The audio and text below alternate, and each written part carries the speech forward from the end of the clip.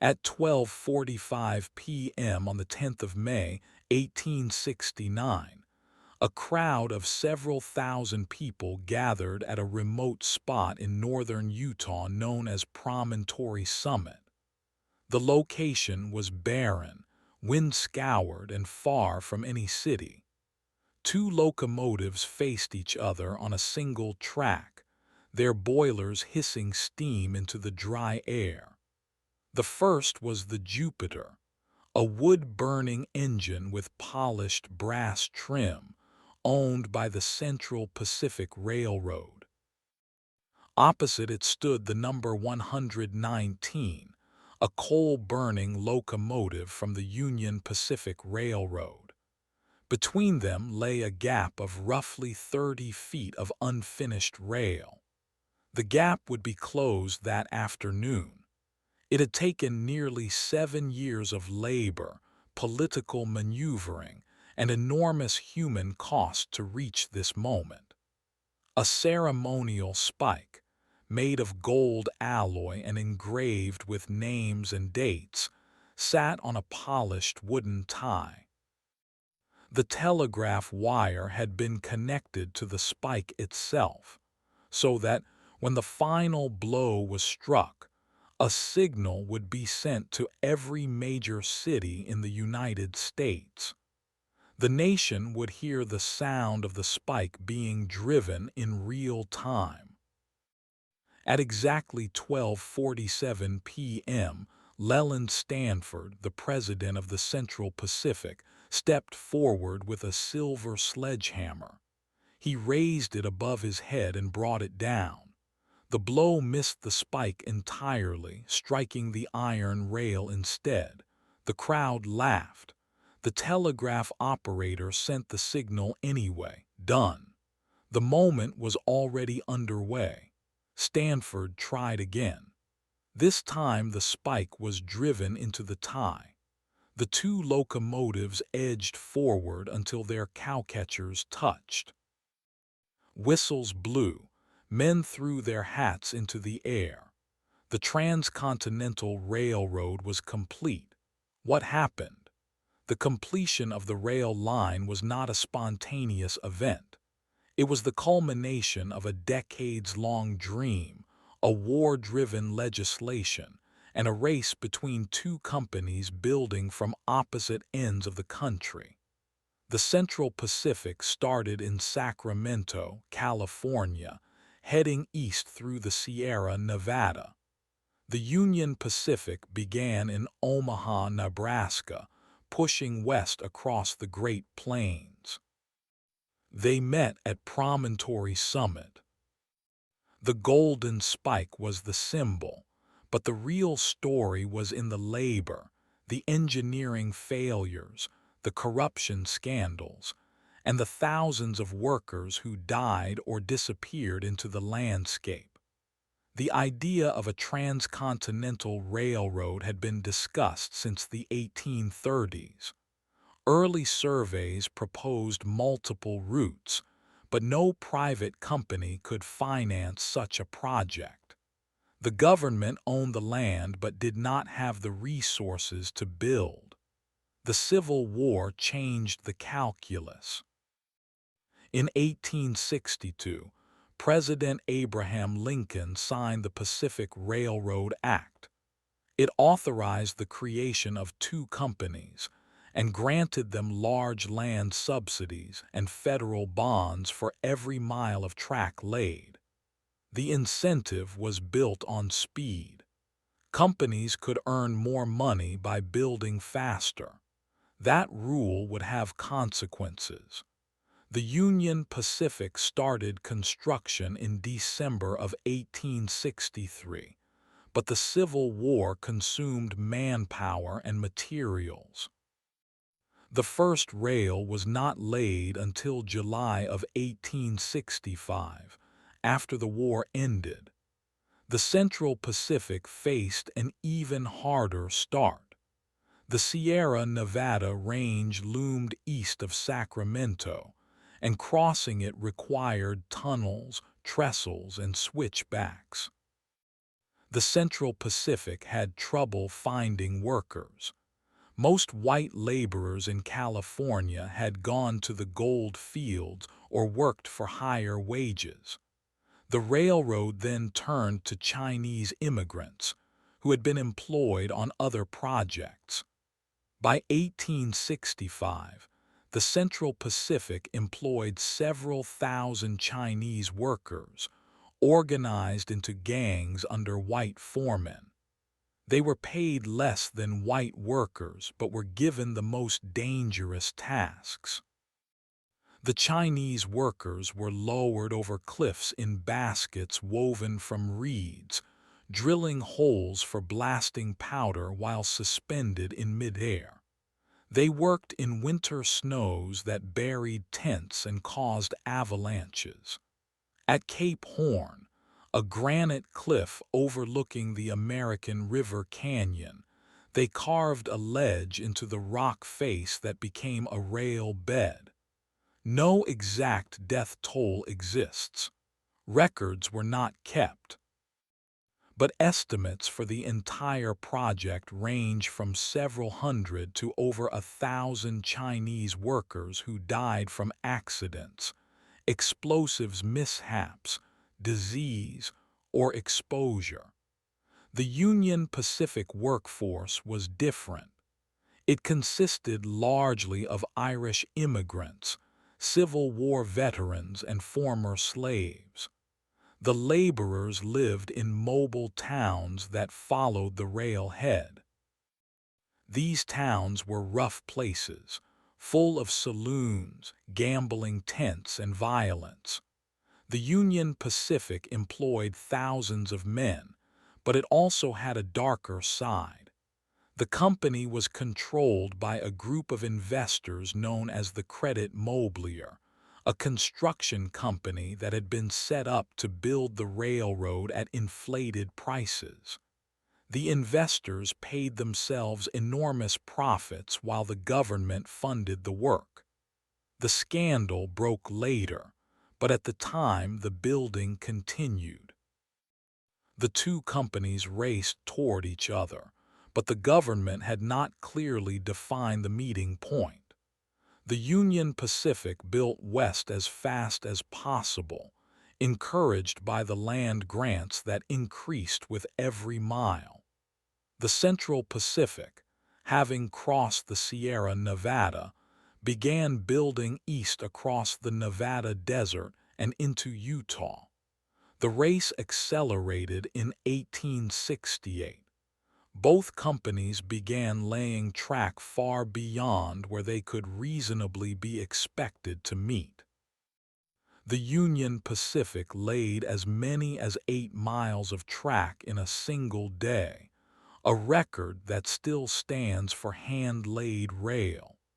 The Central Pacific also pushed hard. The two lines ran parallel for hundreds of miles, wasting resources and building duplicate infrastructure. Congress finally forced them to compromise, setting the meeting point at Promontory Summit, a location chosen largely because it was not the preferred spot of either company. The ceremony on May 10th was carefully orchestrated. A polished laurel wood tie was laid in the gap.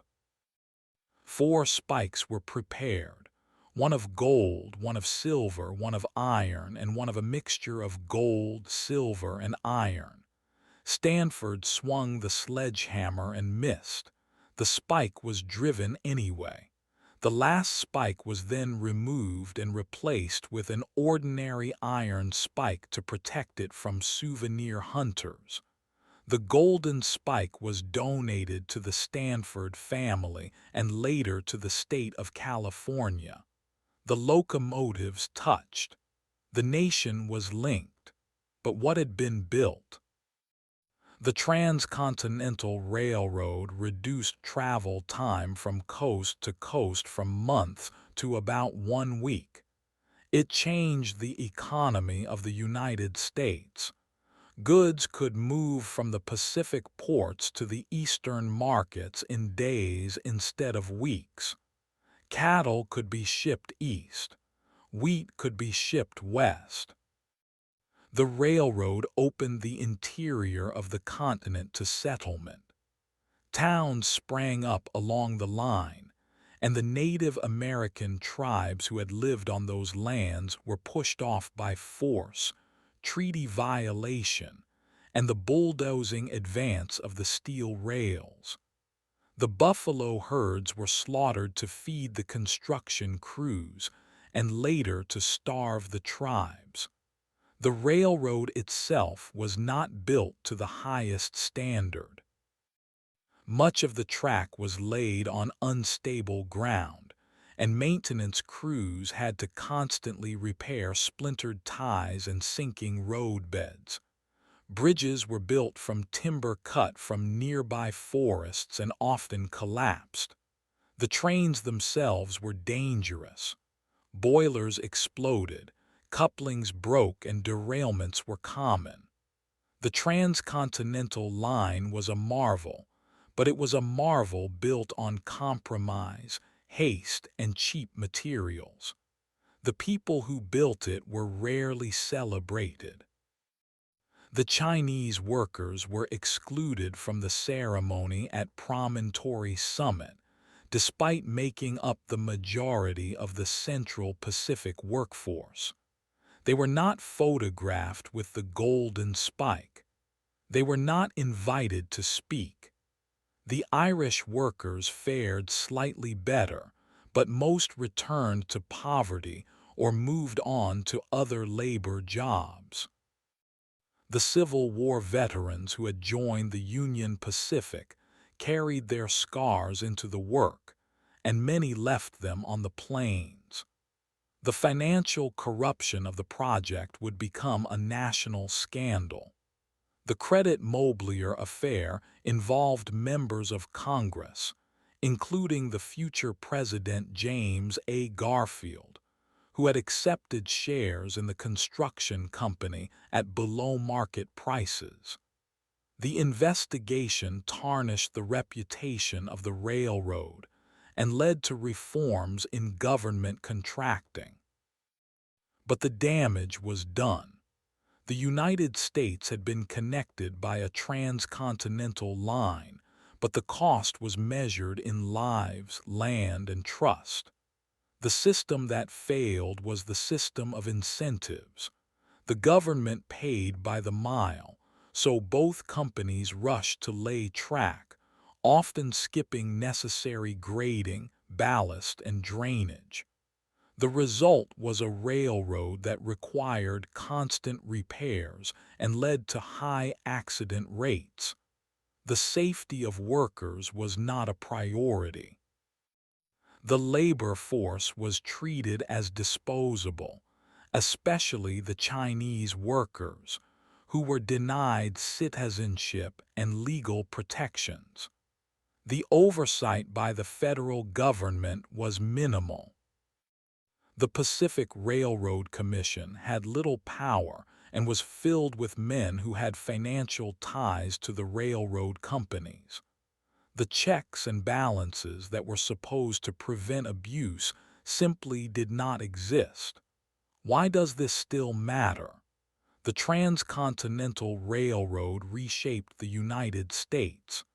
It accelerated the settlement of the West and the destruction of Native American nations. It created national markets and made possible the rise of industrial trusts. It established a pattern of government subsidizing private infrastructure that continues today, from interstate highways to the internet backbone. It also demonstrated how powerful the combination of government money and private ambition can be, and how easily that combination can go wrong. The Golden Spike is preserved at the Stanford University Museum. The site at Promontory Summit is now a National Historic Site, visited by tourists and school groups. But the railroad itself was not permanent. The transcontinental route eventually shifted south to a less steep and more direct grade through Utah, Nevada, and Wyoming. Promontory Summit was abandoned as a main line in 1904 when a new cutoff was built across the Great Salt Lake. The last spike ceremony had commemorated a line that would be obsolete within 40 years, but the legacy did not fade. The railroad had changed the country forever, and the questions it raised about labor, profit, safety, race, and regulation have never been fully answered. How could so many people have died without accountability? The answer lies in the legal framework of the time. Workers had few rights. Employers were not required to provide safety equipment, compensation for injuries, or even accurate records of who was employed. The Chinese workers faced additional barriers. The Chinese Exclusion Act of 1882 would make it illegal for Chinese laborers to enter the country, and those already in the United States could not become citizens. They could not testify in court against white defendants, so any legal challenge to their treatment was effectively impossible. The engineering failures were also tolerated because no one was watching. The railroads were inspected by their own employees, and the federal government lacked the resources to verify the quality of the work. Ties rotted, rails buckled, tunnels collapsed. The Union Pacific reportedly used unseasoned timber for ties, which rotted within 2 years. The Central Pacific laid track over miles of unstable salt flats that turned to mud when it rained. The trains had to crawl over those sections, and derailments were frequent. The system was designed to maximize profit per mile, not durability or safety. The human consequences were grim. Workers died in explosions, falls, and building collapses. The Chinese workers who survived the Sierra crossing faced brutal winters in the desert. The railroad camps were disease-ridden. Cholera outbreaks struck the Union Pacific camps in 1866, killing hundreds. No official count was ever published. The company buried the dead in shallow graves alongside the tracks, often without markers. When the railroad moved on, the graves were lost. The event at Promontory Summit was celebrated as a moment of unity, but it was also a moment of erasure. The Native American perspective was not included. The Chinese perspective was not included. The railroad was a symbol of national progress, but it was built on a foundation of exploitation. The golden spike that was driven that day was not the first spike in the railroad. It was the last.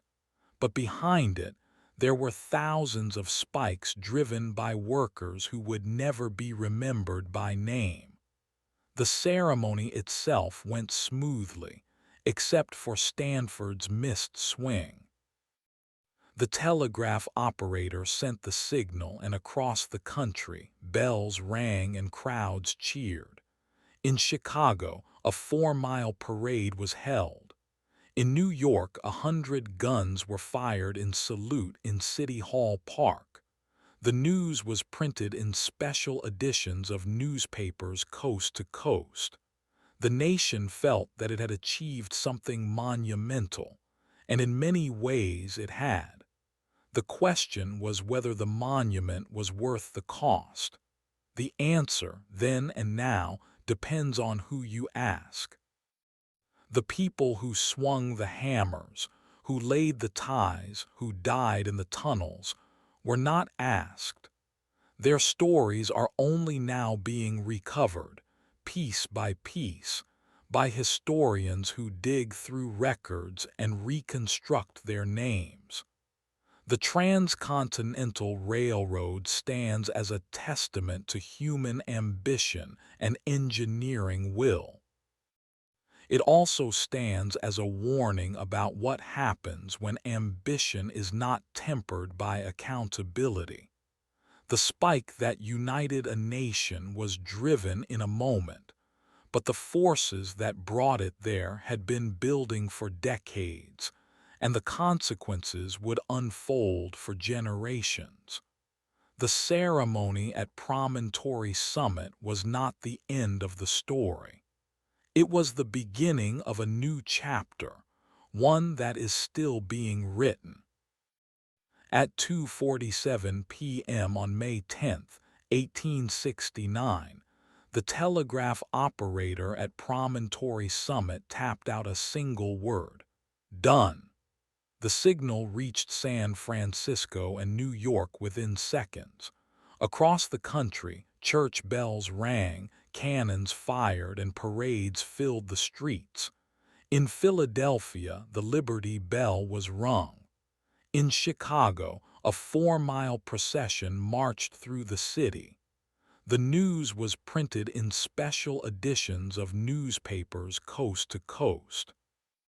The nation celebrated a moment it believed would define its future. But what happened next?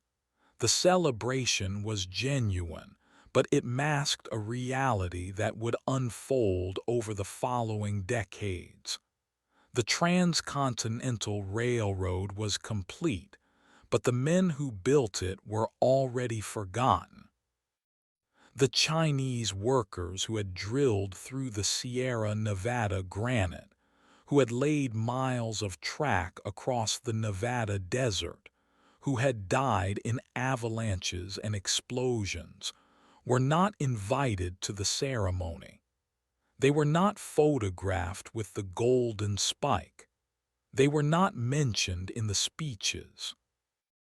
The Irish workers who had graded the plains and fought through the Rocky Mountains were given some recognition, but most of them would move on to other labor camps, other dangerous jobs, and other forgotten corners of the industrial frontier.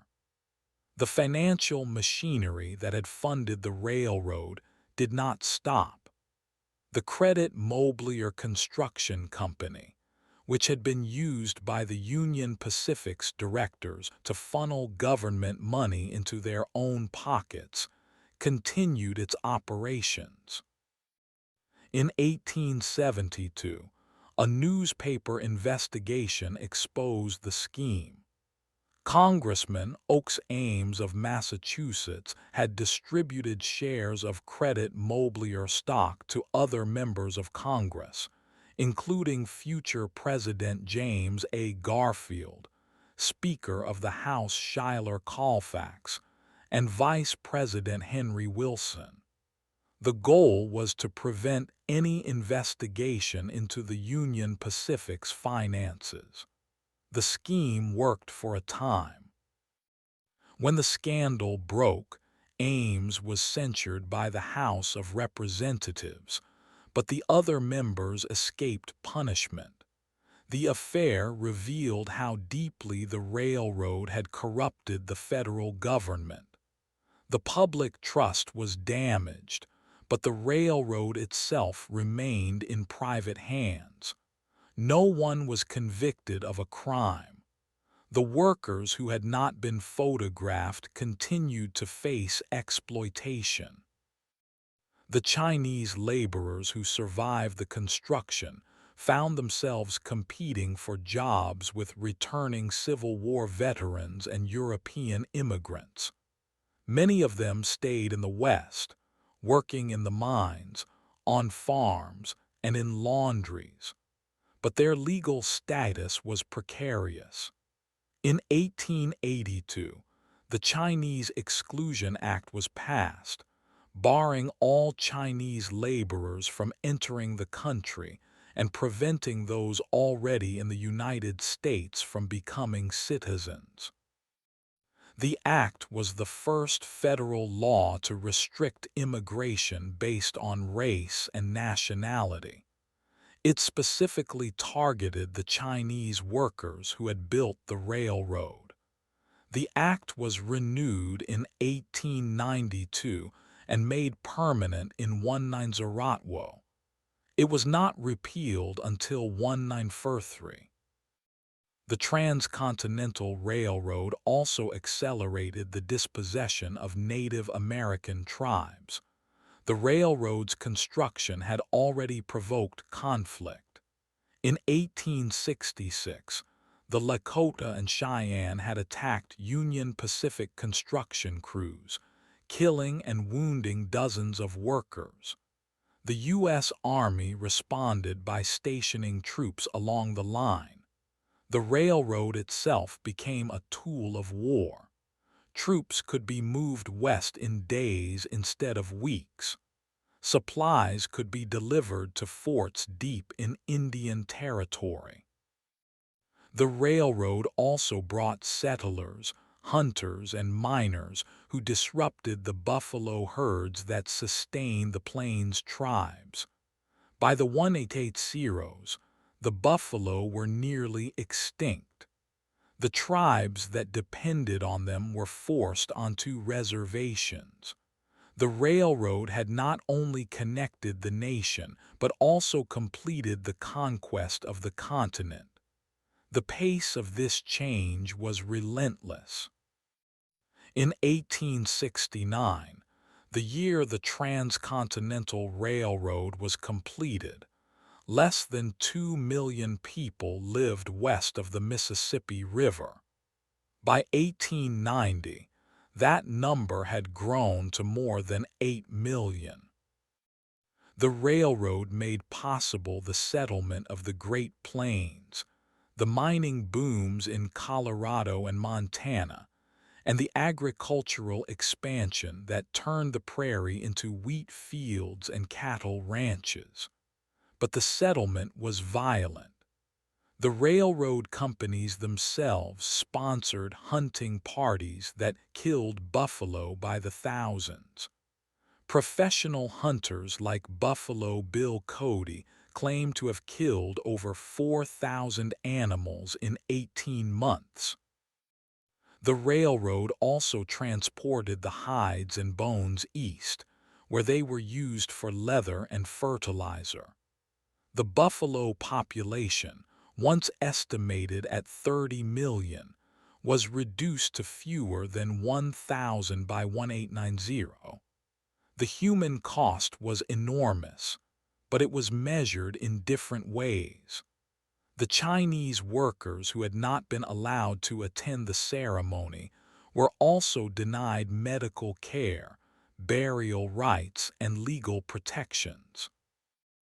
In 1867, during the construction of the Central Pacific, Chinese laborers had organized a strike for higher wages and shorter hours. The company responded by cutting off their food supply and arresting their leaders. The strike collapsed after a week. The Chinese workers returned to the tracks under the same conditions as before. Their only power was the threat of leaving, but the company could always hire more desperate workers from California's Chinese communities. The railroad was built on the cheapest labor available, and that labor had no leverage. The engineering problems that had plagued the construction continued after the line opened. The Central Pacific section over the Sierra Nevada required constant maintenance. Avalanches in winter, landslides in spring, and washouts after heavy rains destroyed sections of track each year. The Union Pacific section across the plains suffered from wooden trestles that rotted, rails that buckled in the summer heat, and ties that splintered after a single season. The railroad companies had no incentive to build for longevity. The government paid by the mile, and the companies were already planning to build new lines elsewhere. The original Transcontinental route was one of many. Within 10 years, the Southern Pacific had completed a line through Texas and Arizona, connecting Los Angeles to New Orleans. The Northern Pacific reached the Pacific Northwest in 1883. The Great Northern followed soon after. The original transcontinental route, celebrated with such fanfare at Promontory Summit, was already being bypassed. The bypass became official in 1904. The Oregon Short Line, which connected the Union Pacific to the Central Pacific, built a new cutoff across the Great Salt Lake. The new line, known as the Lucin Cutoff, was built on a trestle across the lake, bypassing the steep grades and sharp curves of Promontory Summit. The original line through Promontory was abandoned as a main route. The station at Promontory was closed. The rails were pulled up in 1942 for scrap metal during World War II. The golden spike had been removed years earlier and returned to its donors. The site where the nation had been united became a ghost town. The historical memory of the railroad faded for decades. The Chinese workers who had built it were largely forgotten. The Irish workers were remembered but not celebrated. The railroad itself was superseded by newer lines, and then by highways and airplanes. The Golden Spike was preserved at Stanford University, a gift from Leland Stanford, the man who had missed his swing. The spike itself was recreated for the ceremony. The original had been engraved with the names of the directors and the date, but it was too soft to be driven into the rail. A second spike made of iron was used for the final blow. The golden spike was withdrawn and given to Stanford. It remains in his museum. But the event at Promontory Summit had a second life. In the 1950s, the National Park Service began to preserve the site. The rails were relayed in 1965, and a replica of the original station was built. The site became a National Historic Site in 1965. The Golden Spike ceremony is reenacted each year on May 10th. Visitors can watch actors in period costume drive a replica spike. The Chinese workers are now mentioned in the presentations. Their contribution has been partially restored to the historical record, but the restoration came late. The men who died in the tunnels, who froze in the winter camps, who watched the ceremony from a distance, never saw their names in the newspapers. They never received a pension or a plot in a military cemetery. They were buried where they fell, and the graves were lost. How could this have happened? The answer lies in the legal and social structure of the time. Chinese immigrants were classified as aliens ineligible for citizenship by the Naturalization Act of 1790, which restricted naturalization to free white persons. The law was not changed until 1870, when people of African descent were added, but Chinese immigrants remained excluded. They could not vote, own land in many states, or testify in court against white defendants. The railroad companies exploited this legal vulnerability. They paid Chinese workers less than white workers, housed them in separate camps, and provided inferior food and medical care. The workers could not sue, could not strike effectively, and could not win political representation. The system was designed to keep them powerless. The federal government's oversight was equally weak. The Pacific Railroad Commission, established to monitor the construction, was staffed by political appointees who had financial ties to the railroad companies. The government's chief inspector was a former Union Pacific employee. The reports filed by the company were not independently verified. The government accepted the railroad's word that the line was built to standard. It was not. Tunnels collapsed, bridges failed, and derailments killed hundreds of passengers and workers in the years after the line opened. The government investigated only after the Credit Mobilier scandal forced a congressional inquiry. By then, the railroad was already operating, and the government had no interest in shutting it down. The human consequences of this failure were not distributed equally. The white workers who died were sometimes remembered in local newspapers. The Chinese workers who died were not. The Union Pacific's chief engineer, Grenville Dodge, estimated that the railroad had cost the lives of about 40 white workers per 100 miles. The Chinese death toll was never estimated. The Central Pacific did not keep records of Chinese deaths. The company's official reports listed only the number of men employed, not the number lost. The families of the dead had no way to seek compensation. The bodies were buried in unmarked graves along the right-of-way. When the railroad was abandoned, the graves were forgotten. The railroad's legacy is complex. It connected the United States, made possible the industrial economy, and transformed the landscape. It also accelerated the destruction of Native American nations, the exploitation of immigrant labor, and the concentration of corporate power.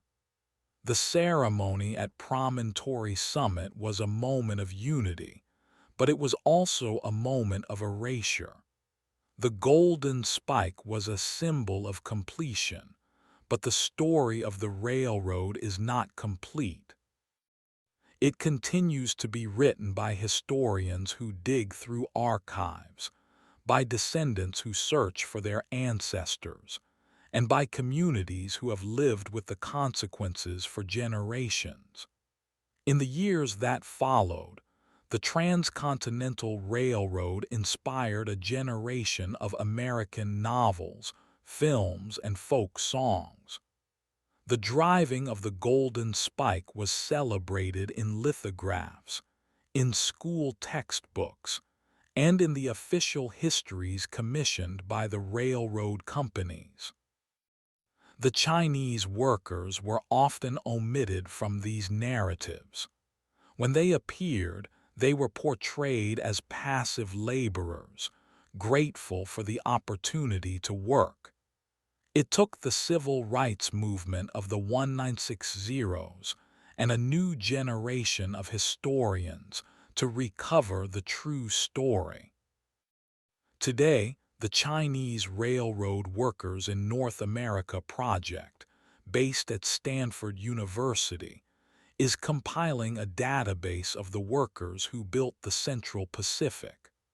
The project uses payroll records, census data, and immigration documents to reconstruct the names and lives of the men who were left out of the photographs. The database contains thousands of names, but it is far from complete. Many workers were recorded only by a number or a nickname. Some were not recorded at all.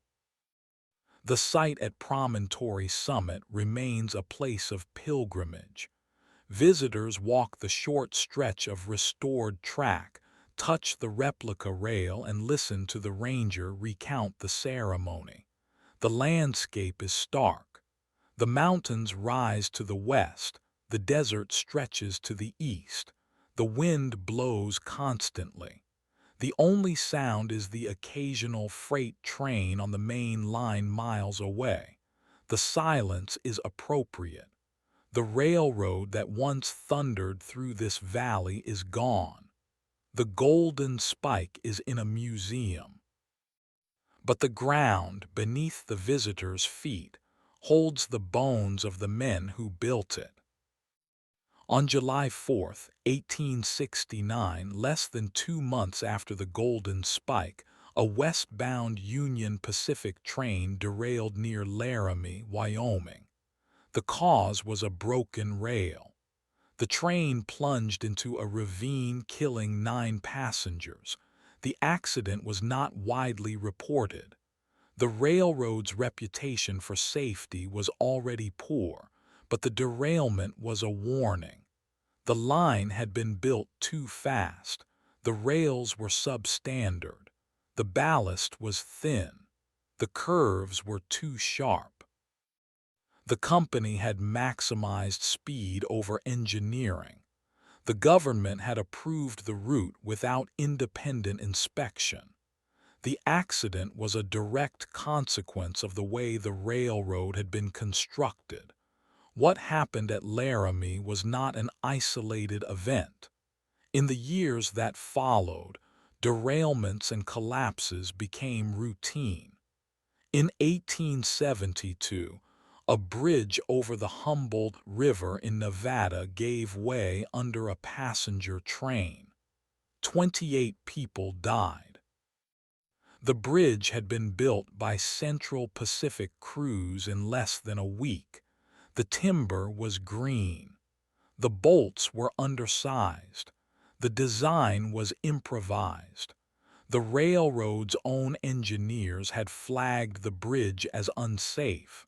The company chose to save time.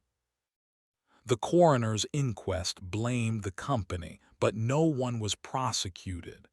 The families of the dead received no compensation. The railroad paid a small fine and the bridge was rebuilt. How could this have happened? The answer is in the financial structure of the railroad companies. Both the Union Pacific and the Central Pacific were chartered by the federal government, but they were private corporations. Their primary obligation was to their shareholders. The government provided land grants and loans, but it did not impose binding safety standards. The companies were free to build as cheaply as they wished. The Credit-Mobilier scandal, which broke in 1872, revealed the systematic corruption of the Union Pacific. The company's directors had created a separate construction company, Credit-Mobilier, and paid it inflated rates. The directors pocketed the profits. The railroad itself was left with debt and substandard infrastructure. The government had paid for a first-class railroad. It received a second-class one. The human cost of this corruption was measured in lives. Between 1869 and 1875, the Transcontinental Railroad recorded over 500 passenger deaths and thousands of injuries. The true number was likely higher. Accidents were underreported. Low-income passengers, including Chinese immigrants and Native Americans, were not included in the official tallies. The railroad companies resisted regulation. They argued that the government had no authority to inspect their tracks. They lobbied Congress to block safety legislation. They succeeded. It was not until the Interstate Commerce Act of 1887 that the federal government established any oversight of railroad safety. By then, the Transcontinental route had been operating for 18 years. The financial consequences of the shoddy construction were also severe. The railroads borrowed heavily to build. The loans were backed by government bonds. When the railroads defaulted on their interest payments, the government stepped in. The Union Pacific was forced into bankruptcy in 1873. The Central Pacific followed in 1875. The government restructured the debt. The railroads survived. The investors lost money. The workers who had built the line were not paid for months. The Chinese workers on the Central Pacific went on strike in 1869. They demanded equal pay and shorter hours. The company responded by cutting off their food supply. The strike collapsed. The workers returned to the tracks unpaid. The Transcontinental Railroad was not just a failure of engineering or finance. It was a failure of memory. The Golden Spike ceremony was designed to be remembered. The photographs were staged. The speeches were recorded. The spike itself was preserved, but the memory was selective. The Chinese workers were erased. The Irish workers were romanticized. The Native Americans who had lost their land were not mentioned. The environmental destruction was ignored. The railroad companies wrote their own histories. They commissioned biographies of their founders. They funded museum exhibits. They controlled the narrative for over a century. The recovery of the true story began in the 1960s. The civil rights movement and the rise of ethnic studies prompted historians to look at the railroad from the perspective of those who built it. The Chinese American community, led by organizations like the Chinese Historical Society of America, pushed for recognition. In 1969, on the centennial of the Golden Spike, a plaque was placed at Promontory Summit acknowledging the Chinese workers. It was a small step. The plaque was added to the existing monument. The original monument, erected in 1900, depicted a white man driving the spike. The Chinese workers were still absent from the visual. It took another 30 years for the National Park Service to commission a new interpretive exhibit that included Chinese history. The legal landscape shifted slowly. The Chinese Exclusion Act of 1882 was not repealed until 1943. The Magnuson Act allowed Chinese immigrants to become naturalized citizens. But the compensation for the railroad workers never came. In 1992, Congress passed a resolution apologizing for the Chinese Exclusion Act. It did not include reparations. The families of the dead received nothing. The bones of the workers remained in the desert. The railroad's legacy extends beyond the human cost.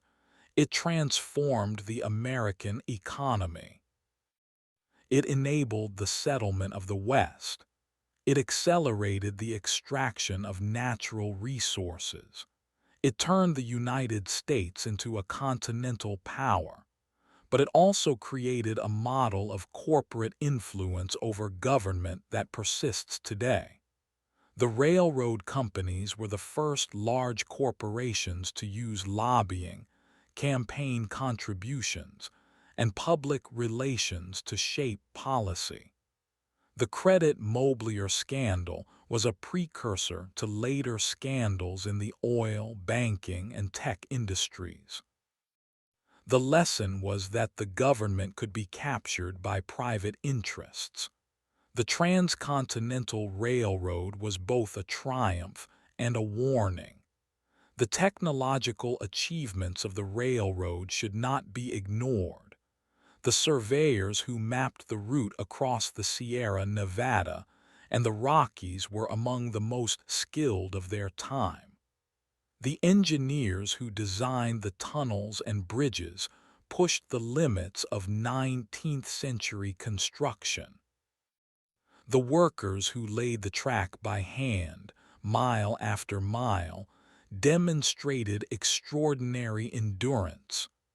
The railroad was built without power tools, without earth-moving equipment, without modern surveying instruments. The men used picks, shovels, and black powder. They worked in temperatures that ranged from over 100 degrees Fahrenheit in the summer to -30 in the winter. They lived in tents, ate hardtack and beans, and slept on the ground. They died of cholera, smallpox, and exhaustion. The railroad also changed the way Americans thought about time.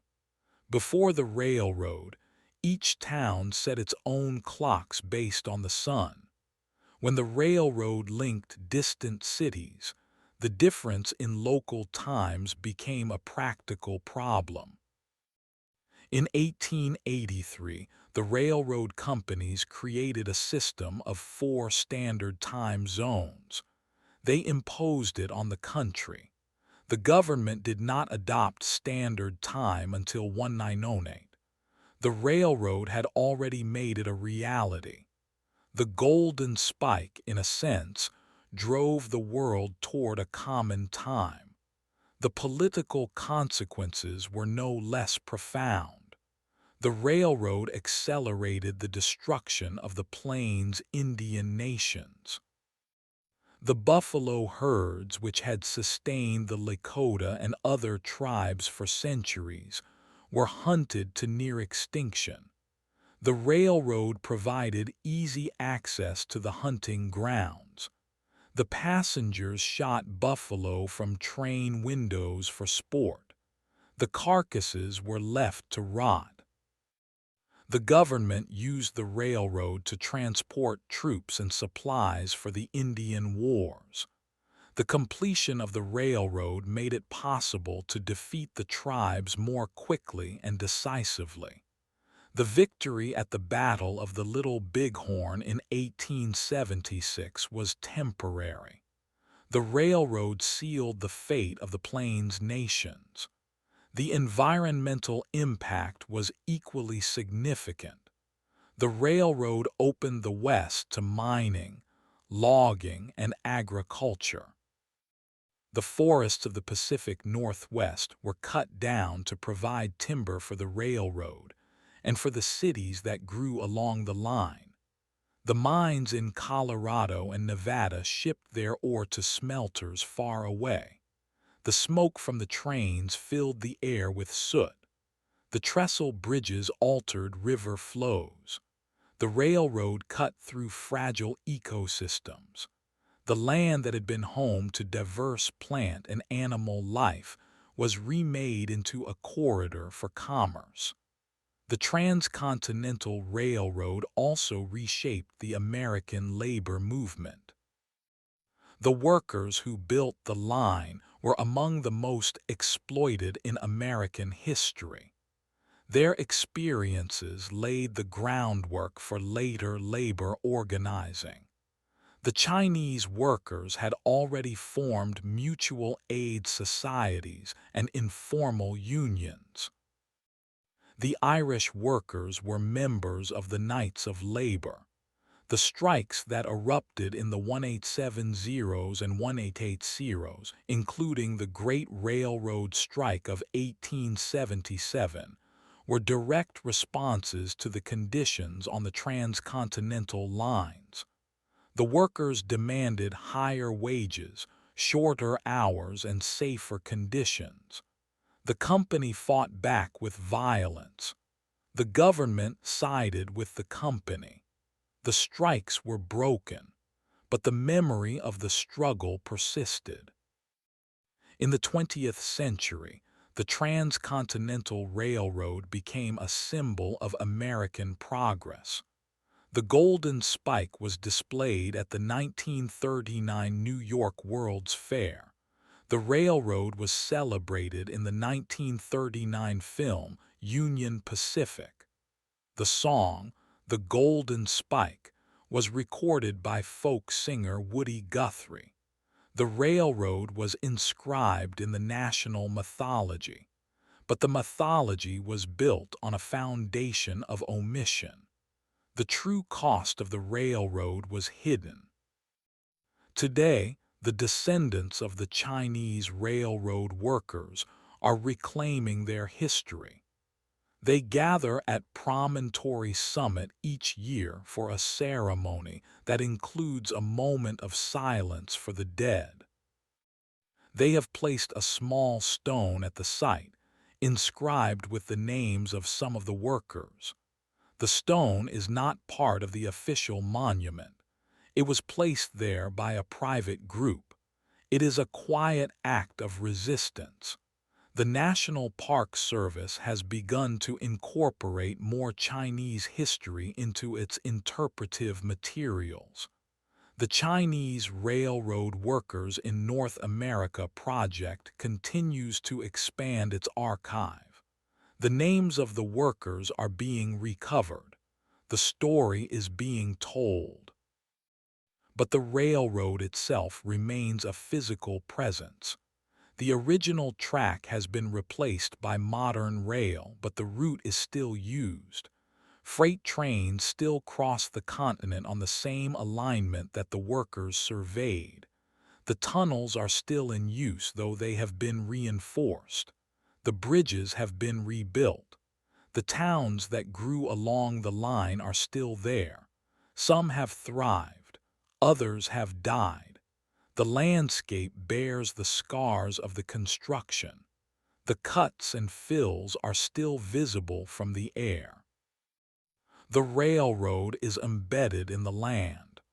The question that remains is whether the Golden Spike truly united a nation. In a narrow sense, it did. The economic integration of the East and West was accelerated.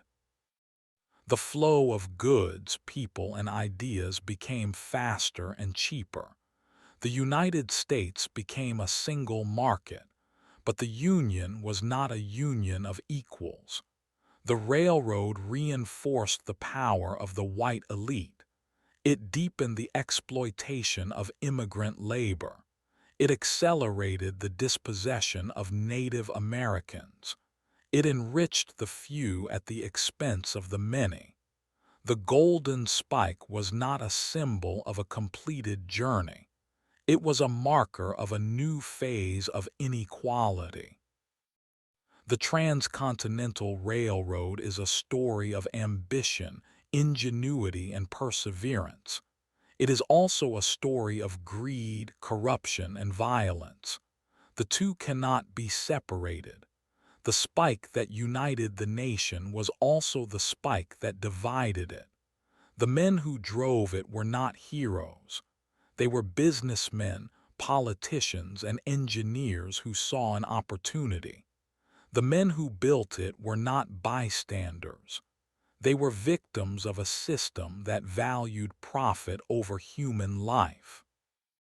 The ground beneath the visitor's feet holds the bones of the men who built it. The ground also holds the truth. At 12:30 p.m. on May 10, 1869, a special train arrived at Promontory Summit, Utah. The sky was clear. The temperature was mild. About 600 people had gathered, mostly government officials, railroad executives, and reporters. A polished laurel wood tie had been laid in the gap between the Central Pacific and Union Pacific rails. The golden spike, made of 17.5 ounces of pure gold, was set into a pre-drilled hole. Leland Stanford raised a silver maul. He swung. He missed. The telegraph operator, sensing the moment, sent the single word "done" across the wires. The nation erupted in celebration. Bells rang in San Francisco. 100 cannon fired in New York. The Transcontinental Railroad was complete, but the ceremony was staged. The golden spike was not driven fully. It was later removed. The final spike driven into the rail was an ordinary iron spike. The ceremonial spike was a prop, and the thousands of men who built the line were not present. The Central Pacific had ordered its Chinese workers to move 10 miles east of the summit for the day. They were not allowed to watch. The only Chinese man at the ceremony was a photographer's assistant. His name is lost. What happened to those workers after the spike was driven? The answer is not recorded in any official document. The Central Pacific did not keep a payroll ledger that included names. The company records show only the number of men hired by the month. The workers were paid in gold, but they were charged for food, tools, and medical care. Many left the railroad with nothing. Some returned to San Francisco. Others went to work on other railroad projects in the West. A few stayed in Utah and became laborers in the silver mines. But the company that had employed them did nothing to recognize their contribution. In the weeks after Promontory, the railroad began regular service. The first through train from Omaha to Sacramento arrived in San Francisco on May 16, 1869. The journey took 7 days. Passengers paid $120 for first class. They traveled in luxury. The workers who had laid the track traveled in boxcars. They were not welcome in the dining cars. The railroad had made a fortune, but it had not shared it. The Central Pacific's own books, later examined by investigators, showed that the company had spent just under $50 million to build the western half of the line. The government had given it over $60 million in bonds and land grants.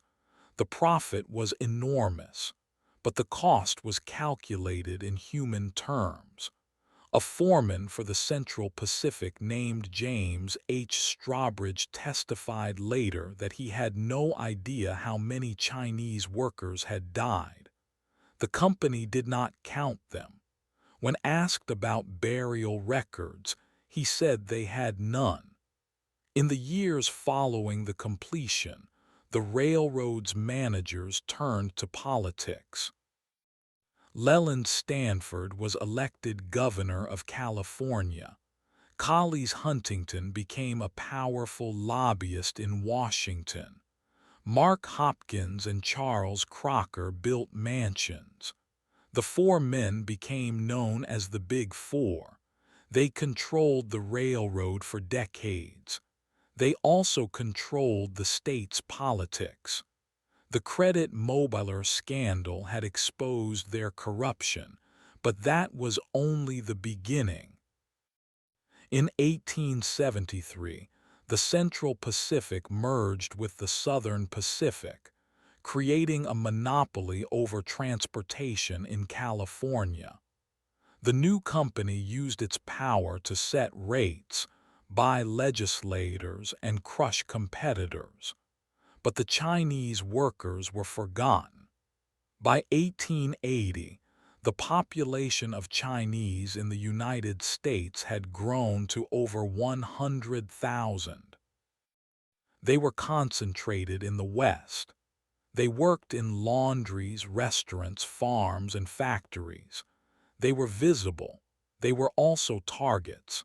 The economic depression of the 1870s had fueled anti-Chinese sentiment. Labor unions led by white workers demanded restrictions. The politicians listened. In 1879, California passed a new state constitution that explicitly banned the hiring of Chinese workers by corporations. The law was challenged, but the message was clear. What happened next was a direct result of the railroad's legacy. The Chinese had been brought to the United States to build the railroad. When the railroad was done, they were no longer needed. The companies that had recruited them now supported their exclusion.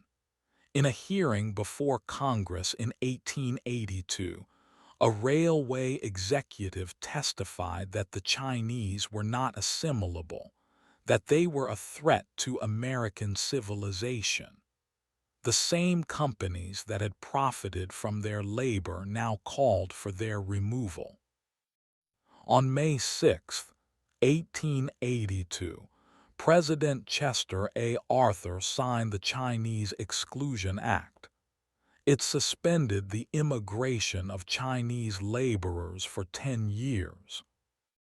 It barred Chinese from becoming naturalized citizens. It required all Chinese in the United States to carry identification documents or face deportation.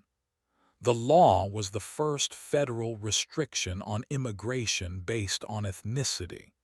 It was renewed in 1892 and made permanent in 1903. It was not repealed until 1943. The Chinese railroad workers who had built the Transcontinental line were now classified as illegal aliens. Those who had stayed in the country were subjected to harassment, arrests, and beatings. The company that had employed them did not speak in their defense. The railroad that they had built now carried officials who enforced the exclusion. The irony was lost on no one, but the silence was complete. In the decades that followed, the story of the railroad was rewritten. School textbooks taught that the railroad was built by Irish laborers and American engineers. The Chinese were mentioned only in passing, if at all. The golden spike became a symbol of national unity. The Chinese workers were erased, but the ground never forgets.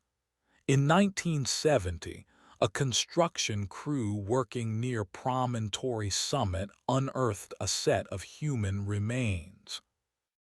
They were identified as those of a Chinese railroad worker. The remains were reburied in a nearby cemetery. No marker was placed. In 1992, a team of archaeologists from the University of Utah excavated a site near the summit. They found over 200 artifacts, including Chinese ceramics, opium pipes, and coins. The site was a camp where the workers had lived. The artifacts were cataloged but not displayed. The story had to be pried from the earth. In the early 2000s, a group of descendants of the Chinese workers began a campaign for recognition.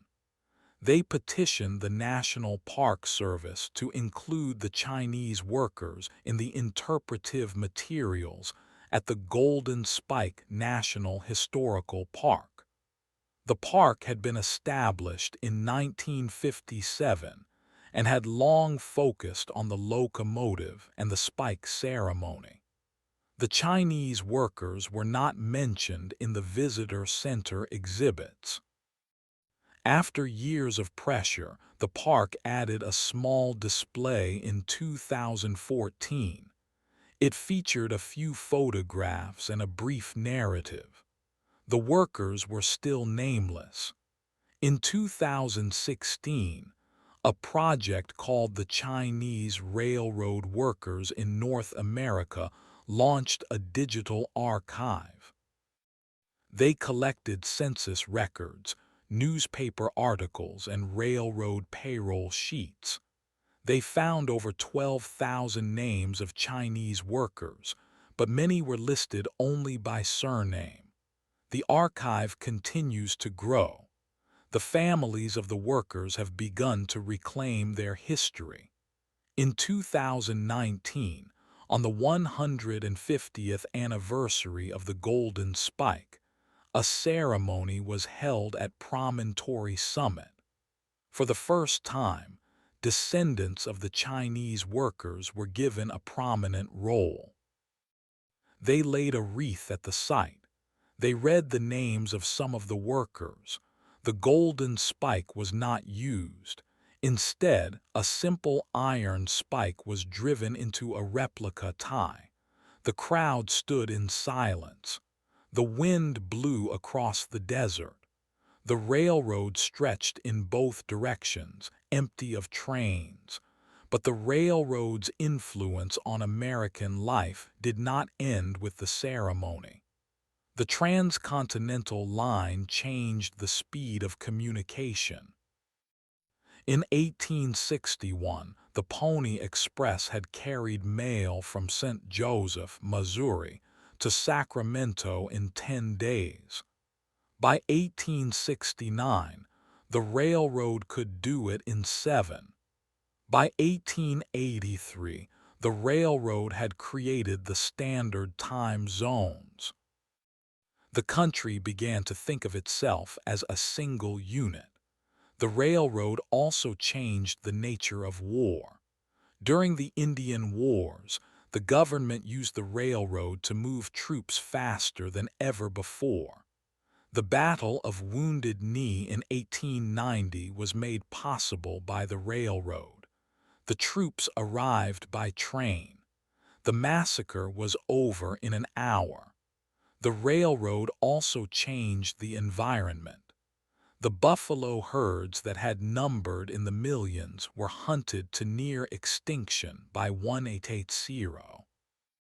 The railroad provided the hunters with easy access to the herds. The hides were shipped east. The bones were ground into fertilizer. The plains ecosystems collapsed. The grass was replaced by overgrazed land. The railroad had cut a scar across the continent. In the 20th century, the railroad faced competition from the automobile and the airplane. Passenger service declined. The Transcontinental line was used primarily for freight. The original route was upgraded with heavier rails and continuous welded track. The tunnels were enlarged. The bridges were replaced, but the alignment remained. The cuts and fills from 1869 were still visible. The Chinese workers had carved through solid granite with black powder and hand drills. Their work was still in use. In 1971, Amtrak took over passenger service. The California Zephyr route followed the original transcontinental line across the Sierra Nevada and the Rockies. Passengers today ride through the same tunnels and canyons that the Chinese workers built. The train stops at Truckee, California, where the museum displays a photograph of a Chinese worker. His name is not known. The question of why the Chinese workers were forgotten can be answered in one word: Racism. The Chinese were considered a separate race not fit for citizenship. The Naturalization Law of 1790 had limited citizenship to free white persons. The Chinese were not white. They could never become citizens. They were temporary workers, imported for labor, then discarded. The railroad companies had no interest in their history. The government had no interest in their rights. The society had no interest in their contributions. But the racism was also economic.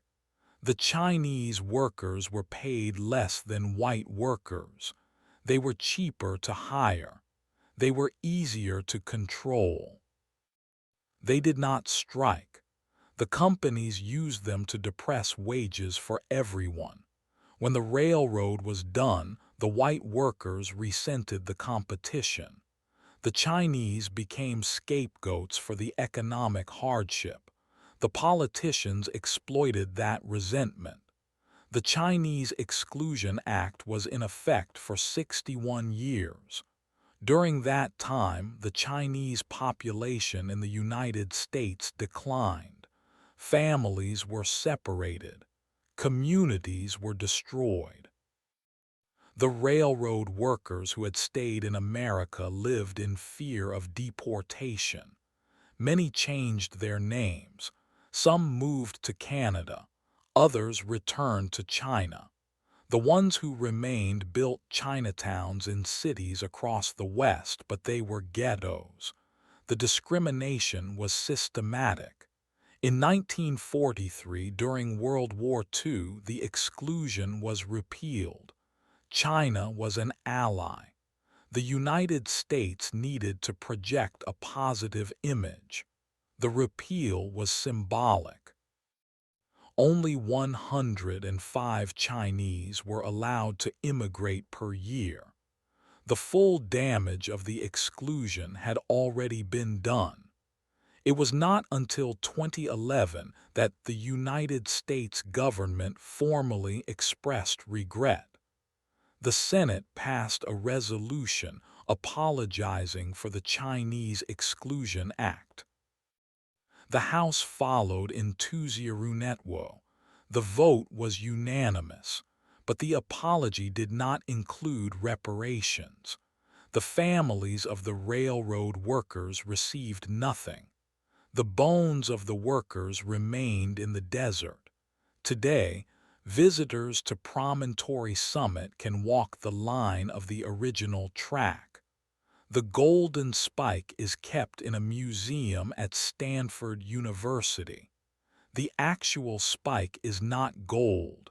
It was replaced by a replica. The ceremonial spike was pulled out after the ceremony and returned to the Central Pacific. It was later donated to the university. The tie that the spike was driven into was burned in the 1906 San Francisco earthquake. Nothing remains. What remains is the question of justice.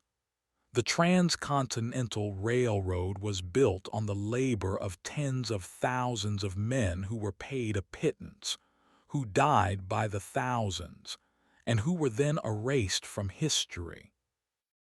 The spike that united the nation was also the spike that divided it. The railroad that connected the coasts also disconnected families. The progress that was celebrated came at a cost that was never fully counted. The workers themselves left behind few records. They did not write memoirs. They did not give interviews. The only evidence of their existence is in the ground, in the cuts and fills that they blasted through the mountains, in the cemetery plots that are unmarked, in the artifacts that archaeologists sift from the dirt. The story is still being uncovered. In recent years, The National Park Service has begun to incorporate Chinese history into the Golden Spike National Historical Park. A new exhibit opened in 2020 that includes the names of some workers. A walking trail runs along the original grade. Signs describe the living conditions of the Chinese camp. The visitor center now shows a short film that includes the Chinese workers, but the film does not show their faces. The faces are not known. The railroad itself is still active. Freight trains rumble through Promontory Summit every day. The Union Pacific owns the track. The company does not acknowledge the Chinese workers in its corporate history. The railroad is a business. The past is a liability. The Golden Spike is a tourist attraction, but the truth is embedded in the land. The ground at Promontory Summit is not flat. It is covered with sagebrush and rocks. The wind blows constantly. The temperature can drop below freezing in May. The Chinese workers lived in tents. They cooked over open fires. They washed in the same water that they drank. They worked 12-hour days. They saved their wages. They sent money home. They never returned. At 12:30 p.m. on May 10, 1869, the spike was driven. The nation cheered. The workers were ordered to move east. They obeyed. They stood in the desert and listened to the distant shouts. They did not see the spike. They did not eat from the banquet tables. They did not shake hands with the dignitaries. They returned to the camps and packed their belongings. The next day they were told they were no longer needed. The railroad was done. They were done. And the ground held the truth. In the weeks following May 10, 1869, the Chinese workers were dispersed. The Central Pacific Railroad had no further use for them. The company discharged them in batches, paying off their final wages in silver dollars. Some workers had saved enough to return to China. They boarded ships in San Francisco and sailed across the Pacific. Others had nowhere to go. They stayed in California, in Nevada, in Utah. They looked for work in mines, farms, laundries, and kitchens. But the white population had already turned against them. The resentment was immediate. The Transcontinental Railroad had been built with Chinese labor while thousands of white men had been unemployed. The irony was not lost on the white workers. They had demanded jobs during construction, but the railroad companies had refused to hire them at the same wages. The Chinese worked for less. The Chinese worked without complaint. The Chinese did not strike, and now that the railroad was finished, the white workers felt betrayed. On October 24, 1871, a mob of 500 white men attacked the Chinese quarter in Los Angeles. They dragged Chinese residents from their homes, beat them, looted their stores, and hanged 18 people. The police did not intervene. The mayor did not issue a statement. The local newspaper described the event as a necessary cleansing. No one was prosecuted. What happened in Los Angeles was not isolated. Similar attacks occurred in San Francisco, Denver, and Seattle. Chinese communities were burned. Chinese laborers were driven out of towns. The violence was tolerated because the Chinese had no legal standing. They could not vote. They could not testify against white defendants. They could not own land in many states. They were in the eyes of the law, non-persons. The government responded to the violence by passing laws. In 1875, the Page Act banned the entry of Chinese women suspected of prostitution. In 1882, the Chinese Exclusion Act banned all Chinese laborers from entering the United States. Chinese immigrants already in the country were denied citizenship. Those who left could not return. The exclusion was extended in 1892 and made permanent in 1908. It remained in effect until 1943. The Chinese workers who had built the railroad became invisible. They did not appear in the history books. Their names were not recorded. Their photographs were not preserved. The railroad companies promoted the idea that the railroad had been built by Irish laborers, white Mormons, and Civil War veterans. The Chinese were erased. The Central Pacific even refused to acknowledge the use of Chinese labor in its official reports. The 1869 annual report to shareholders mentioned only that the railroad had been constructed by a force of reliable men. The erasure was deliberate. The railroad companies knew that acknowledging the Chinese contribution would undermine the racial hierarchy they had helped create. The white workers needed to believe that the Chinese were inferior. The companies needed to maintain that belief in order to justify the low wages and poor conditions. To admit that the Chinese had done the hardest work at the lowest pay would have forced a reckoning, so they stayed silent. For the Chinese workers themselves, the silence was a survival strategy. Many of them stayed in the country illegally. They changed their names. They pretended to be merchants or students. They avoided attention. They raised families in the shadows. They taught their children to speak English without an accent. They hoped that the next generation would be accepted. But the next generation faced the same discrimination. The American-born children of Chinese workers were citizens by birth, but they were still treated as outsiders. They attended segregated schools. They were denied jobs in white-owned businesses. They were harassed by police. The Chinese Exclusion Act had made the entire community suspect. The legacy of the railroad was not pride.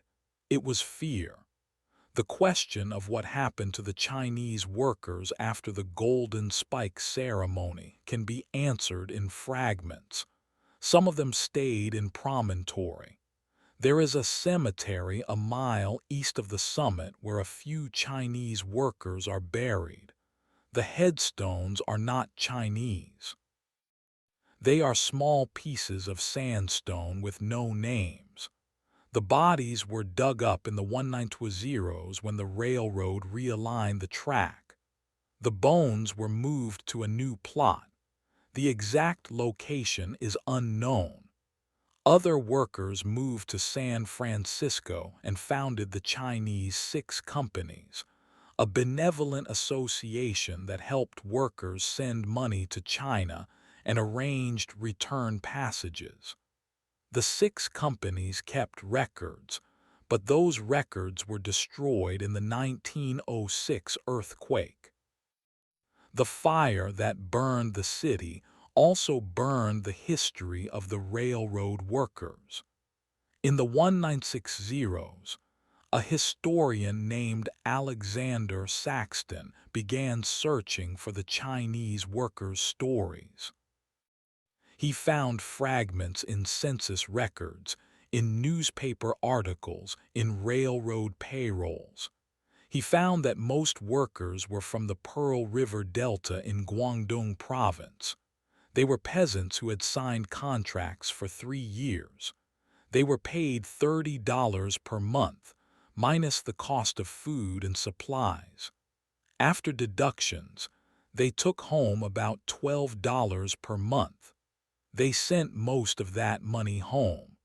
Saxton found that the death rate among Chinese workers was approximately 10% per year.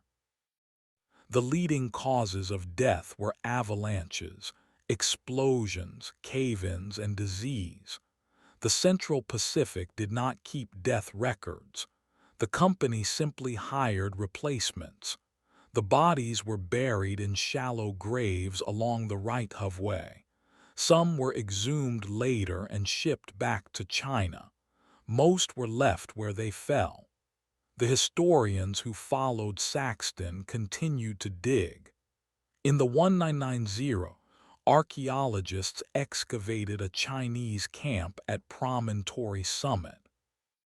They found bits of porcelain, fragments of opium pipes, glass beads, and coins. They found the remains of a stone oven used for cooking. The camp was located about 300 yards from the main track, behind a ridge, out of sight of the white supervisors. The workers had built their own shelters, dug their own latrines, and created a community separate from the railroad. The archaeologists also found evidence of resistance. The Chinese workers had hidden their wages under their sleeping platforms. They had built secret compartments in their tents. They had refused to work on certain days. They had organized a strike in 1867 over pay. The strike was the only organized labor action by Chinese workers during the railroad construction. It lasted 8 days. The Central Pacific cut off supplies. The workers went back to work when they ran out of food. The company deducted the strike days from their pay. The strike was not recorded in the company reports. It was discovered only through newspaper accounts and payroll records. The Chinese workers had tried to form a union. They had sent a representative to negotiate. The representative was fired. The workers went back to the tunnels. The next pay period, each man was docked 3 days' wages. The loss was never recovered. By the end of the 19th century, the Transcontinental Railroad had become a symbol of American progress. The Golden Spike was displayed in exhibitions. The story of the railroad was taught in schools. The Chinese workers were omitted from the curriculum. The omission was not accidental. The textbooks were written by white historians for white students. The Chinese did not belong in the story of national achievement. In 1905, the United States Congress debated a new immigration bill. The bill included a provision to extend the Chinese Exclusion Act indefinitely. During the debate, a senator from Nevada stood up and mentioned the Chinese railroad workers. He said they had been essential to the construction of the Transcontinental line. He said they had been honest, hardworking, and loyal. Then he voted in favor of the exclusion. The senator's name was Francis Newlands. He later became the namesake of the Newlands Reclamation Act, which brought irrigation to the West. The Chinese workers who dug the irrigation ditches were not mentioned. The Exclusion Act was expanded again in 1994. By then, the Chinese population in the United States had dropped to less than 60,000. The railroad workers were almost all dead. The few who remained were elderly men living in boarding houses in San Francisco's Chinatown. They told stories to their grandchildren about the mountains they had crossed, the tunnels they had dug, the snow they had endured. But the grandchildren did not believe them. The railroad was too big. The men were too small. In 1943, the United States entered World War II. China was an ally. The Chinese Exclusion Act was repealed as a gesture of goodwill. The repeal allowed 105 Chinese immigrants per year. The quota was symbolic. The real effect was psychological. The Chinese community could finally claim a place in American society, but the scars of the exclusion remained. In the 1960s, the civil rights movement inspired a new generation of Chinese Americans to demand recognition. They organized protests. They published books. They pushed for inclusion in the history books. The first Chinese-American history course was taught at San Francisco State University in 1969. The course included a module on the Transcontinental Railroad. For the first time in 100 years, the Chinese workers were mentioned by name. But the names were hard to find. The workers had used false names or transliterations. The payroll records listed them as Ah Charlie, Ah Toy, Ah Fu. These were not real names.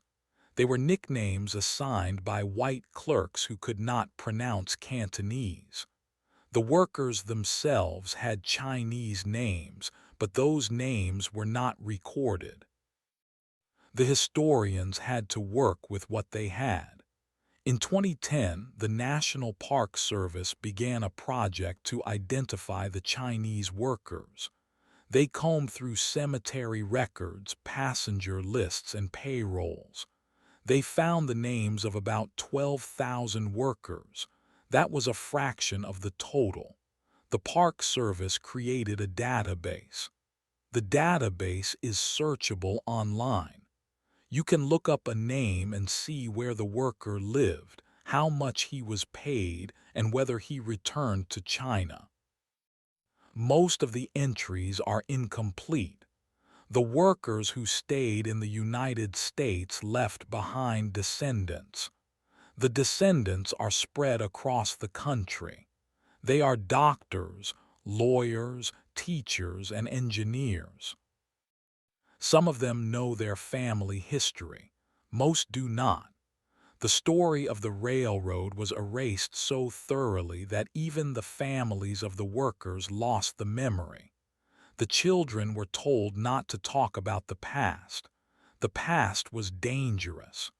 Today, the Transcontinental Railroad is still in use. The Union Pacific operates 60 to 70 freight trains per day over the original route. The trains haul coal, grain, automobiles, and containers from the west coast to the east. The track is maintained by crews who work in the same tunnels and across the same trestles that the Chinese workers built. The crew members today are mostly white and Latino. They do not think about the Chinese workers. They think about the schedule. The golden spike is kept in a vault at the Cantor Arts Center at Stanford University. The spike is made of gold, but it is not the original ceremonial spike. The original was a gift to Leland Stanford. He donated it to the university in 1/8. The spike is displayed in a climate-controlled case. The room is dark. The spike gleams under the light. It is one of the most valuable artifacts in American history. It is also a reminder of an uncomfortable truth. The truth is that the Transcontinental Railroad was built by men who were treated as disposable. They were paid a pittance. They died by the thousands. They were forgotten. And when the spike was driven, they were not even allowed to celebrate. They were ordered to move east. They moved. They did not resist. They had no power to resist. They were labor.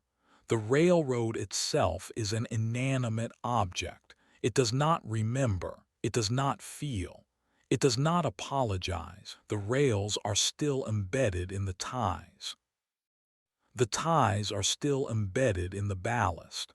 The ballast is still embedded in the ground. The ground does not speak, but the ground holds the truth. The truth is that the spike that united a nation was driven by hands that were never thanked. The nation that celebrated the connection was built on a foundation of exclusion. The progress that was praised came at a cost that was not counted. And so, the story of the Transcontinental Railroad is not a story of triumph. It is a story of contradiction. It is a story of ingenuity and exploitation. It is a story of connection and erasure. It is a story that continues to unfold. The golden spike sits in its case. The Chinese workers rest in unmarked graves. The trains run on time. The past remains unsettled. On the morning of June 24, 1867, at approximately 6 o'clock, a group of Chinese workers laid down their tools at Tunnel Number 6 near Donner Summit. They had been working since dawn, drilling and blasting through solid granite. The foreman saw them stop. He shouted for them to resume. They did not move. By noon, the entire work crew of 8,000 Chinese workers had ceased labor from Cisco to Wadsworth. The strike had begun. What happened? The strike was a response to months of withheld wages and dangerous conditions. The Central Pacific Railroad had been paying the Chinese workers $30 per month, but they had also been deducting expenses for food, tents, and tools. Some workers had not seen any cash in months. Worse, the company had been sending payroll to the white foreman, who often took a cut. The workers demanded a raise to $40 per month and a reduction in work hours from 12 to 10. They also wanted an end to the practice of blasting during the day while men were inside the tunnels. The blasting schedule had killed dozens. Who was involved? The strike was organized not by a single leader but by a network of clan associations and labor brokers. The Chinese workers were not a monolithic group. They came from different villages in Guangdong province. They spoke different dialects. They worshipped different ancestors. But they had created a system of mutual aid. The strike was coordinated through secret signals passed along the line. The white supervisors were caught off guard. They had assumed the Chinese were incapable of organizing. What investigators found? There were no official investigators in the modern sense, but newspaper reporters from Sacramento and San Francisco arrived by train. They interviewed the foremen, the engineers, and a few Chinese workers who spoke pidgin English. The reporters published articles describing the strike as a surprise. They noted that the Chinese workers had been peaceful. There were no fights, no vandalism, no threats. The workers simply sat down and refused to work. The system failed because the Central Pacific had no plan for labor unrest. They had assumed the Chinese would never unite. How could this have happened? The answer lies in the isolation of the workers. The tunnels were remote. The supply lines were stretched. The company depended on the Chinese to finish the tunnels before winter. The strike was a genuine crisis for the railroad. Charles Crocker, the construction superintendent, personally visited the camps. He tried to negotiate through interpreters. He offered a small raise to $35 per month. The workers refused. Crocker then cut off food supplies. He ordered the white foreman to arrest the strike leaders. But the foreman could not identify the leaders. The workers had no visible hierarchy. The strike lasted 8 days. On the 9th day, the workers ran out of food. They returned to the tunnels. The company deducted 3 days' wages from each man as punishment. The raise was never granted. The workers went back to blasting and drilling. The tunnels were completed on schedule. The strike was not recorded in the company's annual report. It was mentioned only in passing by a few newspapers. Within a month, the strike was forgotten. Why does this event still matter? The strike of 1867 reveals the truth about the Transcontinental Railroad. It was not a story of heroic entrepreneurs and willing laborers. It was a story of exploitation and resistance. The Chinese workers dared to demand fair treatment. They were crushed not by violence but by hunger. The system was designed to break their will, and it succeeded. 50 years later, in 1917, the United States entered World War I. The Transcontinental Railroad carried troops and supplies from coast to coast. The trains ran through the same tunnels the Chinese workers had dug. The government ran a propaganda campaign to celebrate the railroad's role in the war effort. The Chinese workers were not mentioned.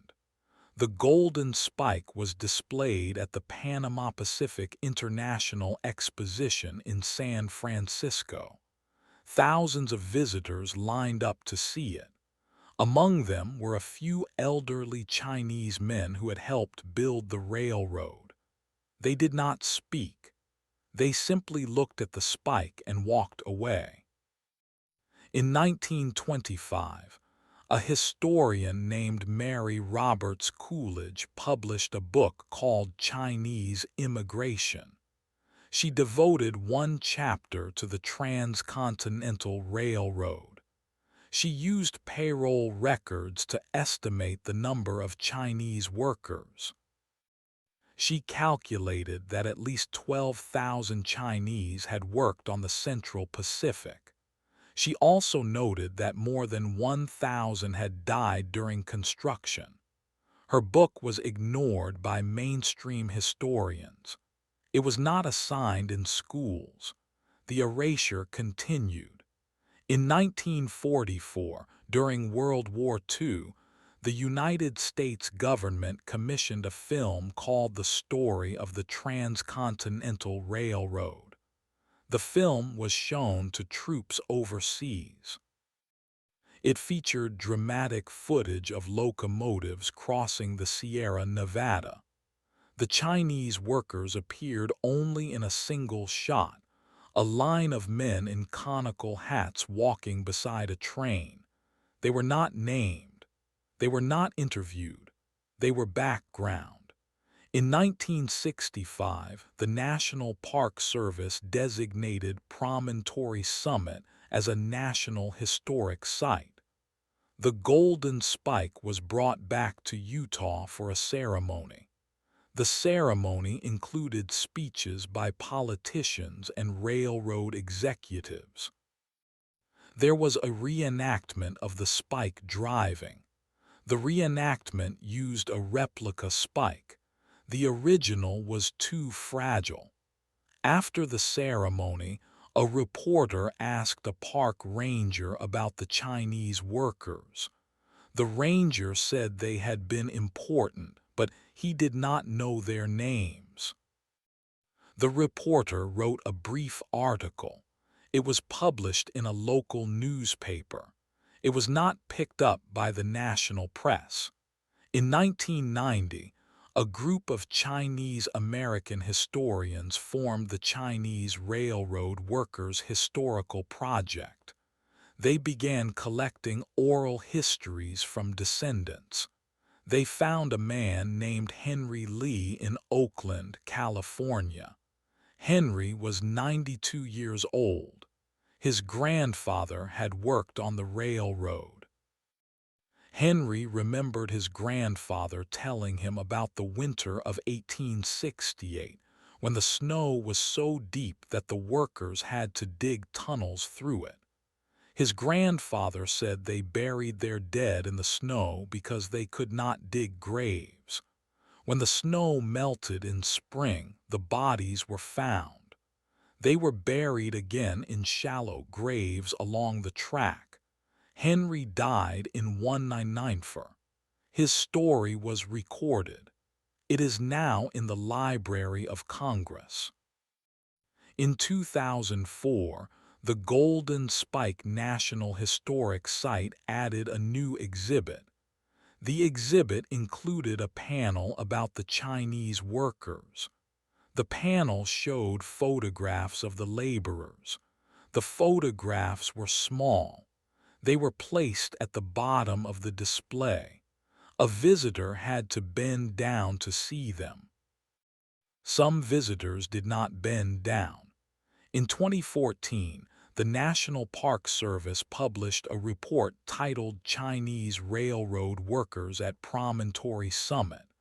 The report included maps of the labor camps. It listed the names of workers found in payroll documents. The names were spelled phonetically: Ah Sam, Ah Chin, Ah Kit. The report admitted that the real names are lost. It concluded that the Chinese workers were essential to the project but had been systematically erased from the official record. In 2019, the 150th anniversary of the Golden Spike was celebrated. A new statue was unveiled at Promontory Summit. The statue depicted a Chinese worker holding a spike maul. The worker's face is generic. The statue is made of bronze. It stands 10 feet tall. The ceremony included a speech by a descendant of a Chinese worker. Her name was Lily Lee. She said, "We are here to honor our ancestors. They built this railroad. They built this nation. They were forgotten. We will not forget them." The audience applauded. The cameras flashed. Then the ceremony ended. The trains continued to run. The Transcontinental Railroad transformed the United States. It connected the East and West. It opened the interior to settlement. It made the United States a continental power. But the cost of that transformation was borne by people who were not allowed to enjoy its benefits.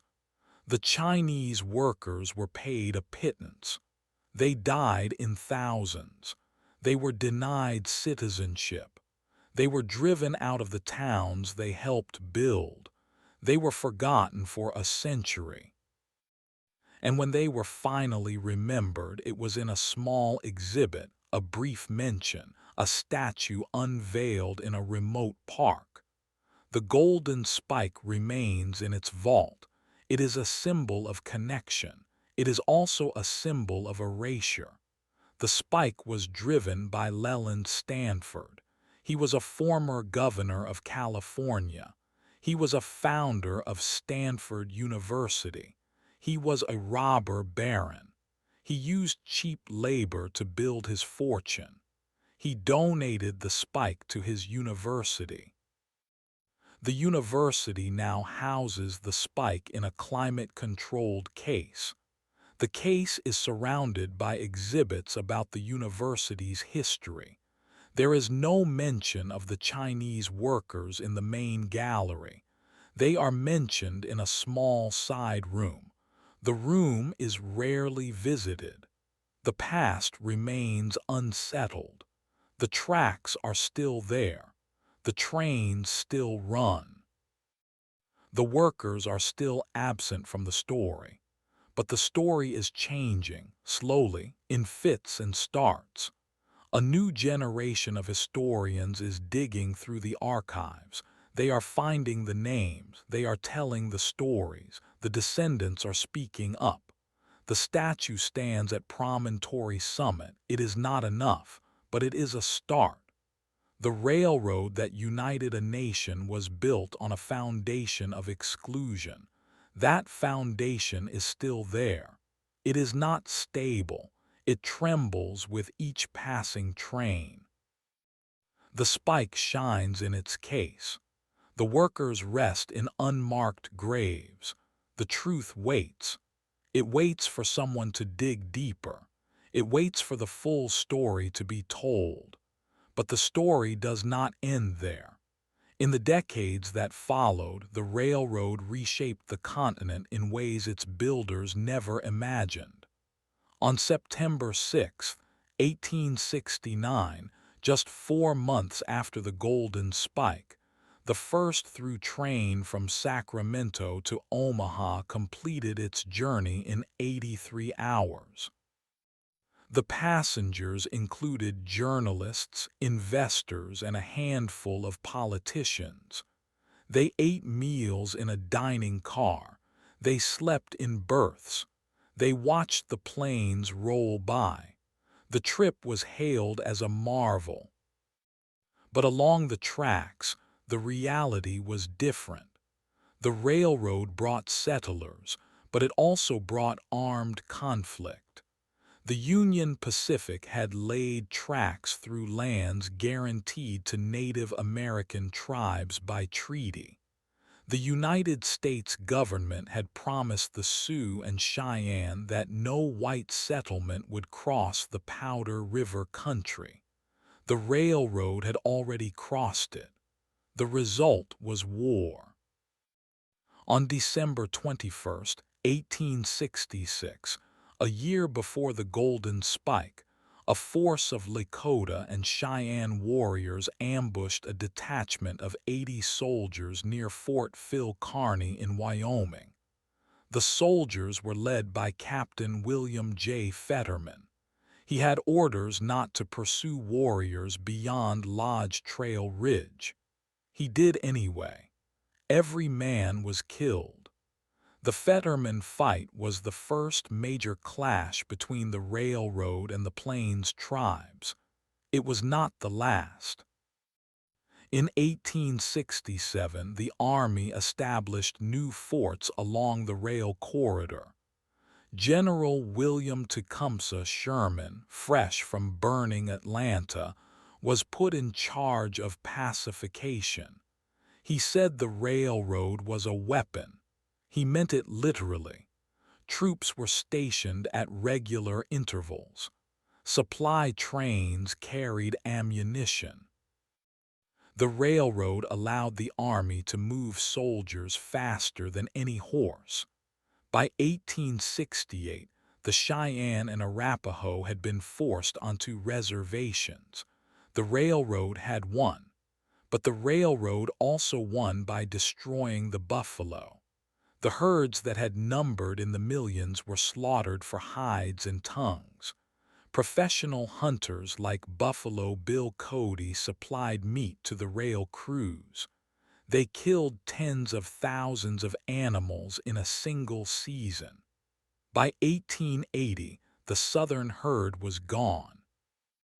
The northern herd was reduced to a few thousand.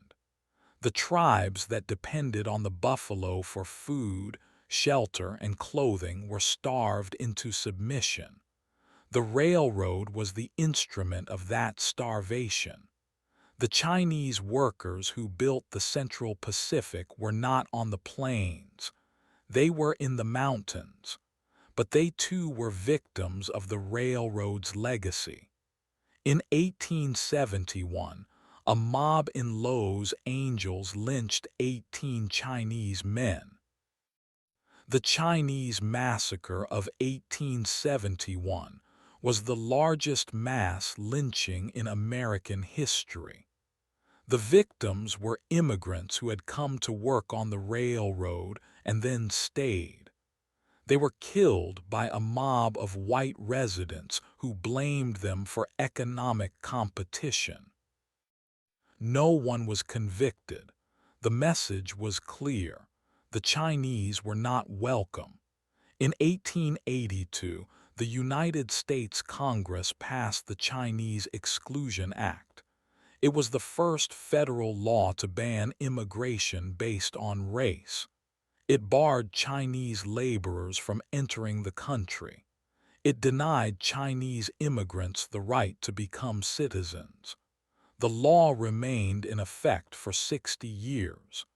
The Chinese who had built the railroad were now officially classified as undesirable. Their descendants would be subject to discrimination for generations. Meanwhile, the railroad itself grew. The Transcontinental line was only the beginning. By 1883, 4 more transcontinental lines were completed: the Northern Pacific, the Southern Pacific, the Atchison, Topeka, and Santa Fe, and the Great Northern. Each one used the same formula: cheap labor, government land grants, and ruthless competition. The railroad barons J. Goode, Cornelius Vanderbilt, James J. Hill became the richest men in America. They controlled the rates, the routes, and the markets. Farmers who shipped their grain on the railroad paid whatever the company demanded. If they complained, the railroad simply stopped serving their town. In the summer of 1894, the Pullman strike shut down rail traffic across the country. The workers who walked off the job were not Chinese. They were white Americans, mostly from the Midwest. They were employees of the Pullman Palace Car Company, which manufactured sleeper cars. The company had cut wages by 25% while keeping rents in the company town unchanged. The strikers demanded a return to the original wages. The railroad owners refused. President Grover Cleveland sent federal troops to break the strike. 30 workers were killed. The strike collapsed. The railroad remained unchanged. The pattern was clear. The railroad was built on exploitation, and it stayed that way. The Chinese workers were replaced by Mexican, Japanese, and Filipino laborers on the Southern Pacific. The Irish workers on the Union Pacific were replaced by Eastern European immigrants. The wages stayed low. The conditions stayed dangerous. The deaths kept happening. No one counted them. By the turn of the century, the Transcontinental Railroad had become a symbol of American progress. It was taught in schools as a story of pioneer spirit and engineering genius. The Golden Spike was displayed at World's Fairs. Children read about the Iron Horse. They did not read about the 1,000 dead Chinese workers under the snow, or the families forced off their land by the army, or the bison carcasses rotting on the plains. In 1901, a historian named Hubert Howe Bancroft published a massive history of California. He devoted several chapters to the Central Pacific Railroad. He mentioned the Chinese workers briefly, calling them docile and patient. He did not mention the strike of 1867. He did not mention the deaths. He did not mention the wages. His book became the standard reference. The erasure was complete. It was not until the 1960s that scholars began to question the narrative. The civil rights movement had opened space for histories of marginalized groups. A doctoral student named Alexander Saxton published a paper on the Chinese railroad workers in 1966. He used payroll records and newspaper accounts to reconstruct their lives. He argued that they were not passive victims, but active participants who organized and resisted. His paper was published in a journal called Pacific Historical Review. It was read by a handful of academics. It did not change the textbooks. In the 1970s, the descendants of Chinese railroad workers began forming their own historical societies. They collected photographs, letters, and tools. They gave talks at local schools. They pressured the National Park Service to include Chinese workers in the interpretation at Promontory Summit. The Park Service resisted. They said the historical record was insufficient. The descendants said that was because the record had been systematically destroyed. By the 1990s, the momentum had grown. The Chinese Railroad Workers Historical Project, mentioned earlier, had begun a systematic effort to document the workers. They partnered with Stanford University, which held the Central Pacific Archives. Stanford had been founded by Leland Stanford, the same man who had driven the Golden Spike. The archives contained payroll records, letters, and photographs that had been buried for more than a century. The project directors were able to identify 3,000 names. They were almost all men. They were from villages in the Pearl River Delta. They had left behind families they would never see again. In 2019, a new documentary aired on PBS. It was called The Chinese Workers of the Transcontinental Railroad. It included interviews with descendants, historians, and archaeologists. It showed the excavation of a Chinese labor camp in the Sierra Nevada. Archaeologists had found fragments of opium pipes, rice bowls, and Chinese coins. They also found human remains. They were not exhumed. The site was left undisturbed. The documentary was watched by 2 million people. It won an award, but the larger public still knows little.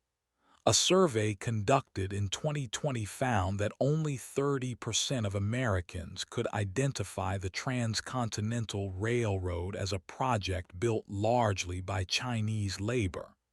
The same survey found that 60% of Americans thought the railroad was built by immigrants, but could not say which group.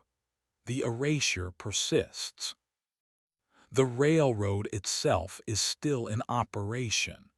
The original iron rails have been replaced with steel. The wooden ties have been replaced with concrete. The trains are now pulled by diesel locomotives. But the route is mostly the same. Trains still climb the Sierra Nevada through the tunnels dug by Chinese workers. They still cross the Great Salt Lake Desert on the same causeway. They still stop at Promontory Summit, where a small museum stands next to the replica spike. On a cloudy afternoon in October 2023, a group of Chinese American tourists visited Promontory Summit. They were on a heritage tour organized by the Chinese Historical Society of America. They gathered around the statue of the Chinese worker, a man named Frank Chen, whose great-grandfather had worked on the railroad, read a poem in Cantonese. He then translated it into English. The poem was about a mountain that remembers the dead. When he finished, no one spoke. A freight train passed 100 yards away. The engineer blew the horn. The sound echoed off the hills. The tourists walked back to their bus. The rain started. The statue stood alone. The spike remains in its vault. The workers remain in unmarked graves. But the truth does not wait quietly. It presses against the silence.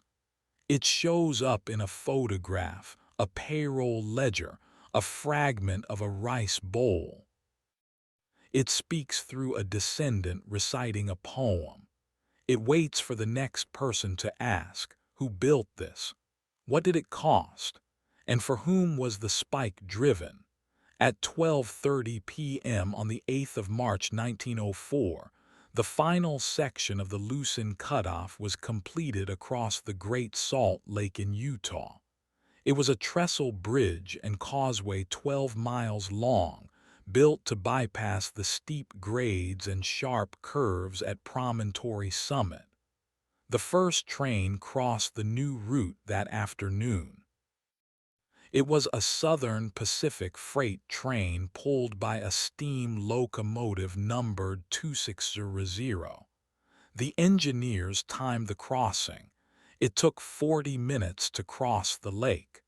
The old route over Promontory Summit had taken 2 hours.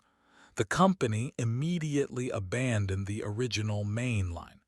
The rails were pulled up in 1942 and donated to the war effort. The Golden Spike site became a ghost. What happened? The Transcontinental Railroad, completed in 1869, had quickly become obsolete along its most celebrated section. The Central Pacific and Union Pacific had built the line in a rush, following the easiest terrain they could find. But the route over the Promontory Mountains was inefficient. Trains had to climb a grade of over 2%, requiring extra locomotives and slower speeds. The sharp curves limited train length.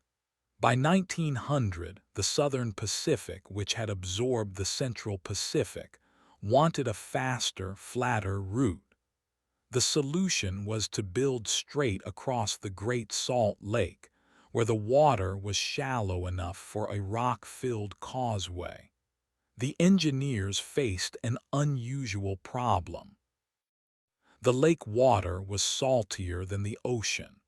Ordinary steel rusted rapidly. The limestone in the local rock dissolved. The solution was to use timber trestles for the bridge sections and granite for the causeway. The construction required 3,000 workers, mostly Italian and Greek immigrants, housed in floating barges. They worked year-round in water that could freeze in winter and reach 100 degrees in summer. No one recorded the number of casualties. The work was completed in less than 2 years. The Lucin Cutoff transformed rail operations across the West. Train times between Ogden and San Francisco were reduced by several hours. The Southern Pacific saved millions of dollars in fuel and labor.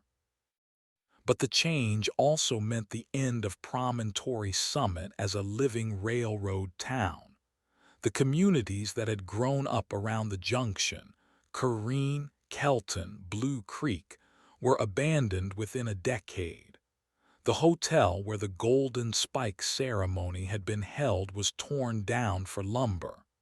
The spike itself had already been moved to the California State Railroad Museum. The site where the nation had been united now stood silent. How could this have happened? The railroad was never a monument. It was a commercial enterprise. The Golden Spike was a publicity stunt. The company that drove it had no interest in preserving history. They wanted profit. When the cutoff made the original line redundant, they abandoned it without ceremony. The spike was a souvenir. The rails were scrap metal. The thousands of Chinese workers who had died to build the first line were not even mentioned in the Southern Pacific's annual report for 1904. The company noted only that the cutoff had reduced operating expenses by 18%. The deeper story is about speed and memory.